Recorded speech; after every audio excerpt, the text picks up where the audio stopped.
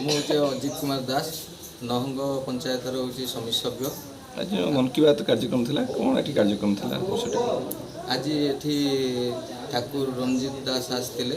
ତାଙ୍କ ଗହଣରେ ଆମର କର୍ମୀମାନେ ସମିତି ସଭ୍ୟ ଆଉ ଆମର ପଞ୍ଚାୟତର ହେଉଛି ସରପଞ୍ଚ ୱାର୍ଡ଼ ମେମ୍ବର ଏବଂ ଗାଁର ଅନ୍ୟ ଲୋକମାନେ ସବୁ ଉପସ୍ଥିତ ଥିଲେ। ତାଙ୍କ ଗହଣରେ ଆଜି ମୋଦିଙ୍କର କାର୍ଯ୍ୟକ୍ରମ ମନ୍ କି ବାତ୍ ଆମେ ଦେଖିଲୁ ଏବଂ ବହୁତ କଥା ଶିଖିଲୁ। ଆମ ଭିତରେ ବି ଆଲୋଚନା କଲୁ ଯେ ମନ୍ କି ବାତ୍ରେ ମୋଦି କ'ଣ ସବୁ କରୁଛନ୍ତି। ଆମେ ବହୁତ ଗର୍ବିତ। ଓଡ଼ିଶା ପାଇଁ ହେଉଛି ମୋଦି ବହୁତ କାର୍ଯ୍ୟ କରୁଛନ୍ତି ଏବଂ ସାହାଯ୍ୟ କରୁଛନ୍ତି। ଓଡ଼ିଶାର ସବୁ କାର୍ଯ୍ୟରେ ହେଉଛି ମୋଦିଙ୍କର ସାହାଯ୍ୟ ରହୁଛି ଏବଂ ବହୁତ ପଇସା ସେ ଓଡ଼ିଶାକୁ ଉନ୍ନତି ପାଇଁ ସେ ପ୍ରଦାନ କରୁଛନ୍ତି।